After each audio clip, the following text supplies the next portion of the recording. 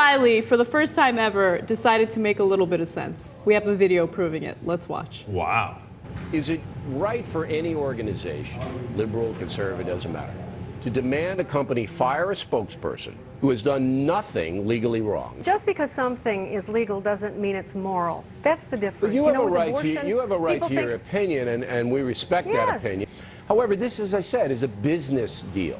Ms. DeGeneres is hired as a spokesperson by JC Penney.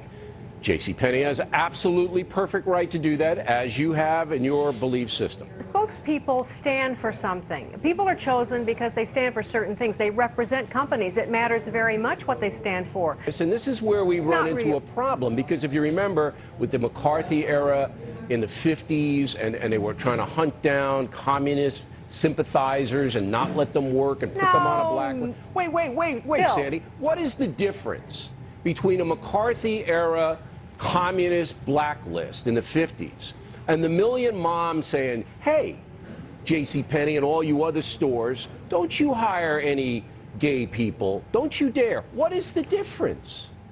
Wow. I Look at know. O'Reilly regulating on the right side for the first time ever. I know. I was actually amazed when I saw that video. I did not expect that. He came out as reasonable, logical, rational, every positive word I can think of. So. Yeah, he might have a little vested interest there, keeping it real, which is that he hates boycotts because he doesn't want to be boycotted. He doesn't want Fox News to get boycotted. There was a boycott of Glenn Beck that wound up destroying him. He doesn't want to lose any corporate sponsors maybe in the future or currently. So all that could be relevant. But nonetheless, I don't really care too much about that. If you're on the right side, you're on the right side. And here, with the representative there that thinks that just because Ellen DeGeneres is gay, that JC Penney should dump her as the person representing them. Obviously she's wrong. And for O'Reilly, not just to be against her, but to call her McCarthyite.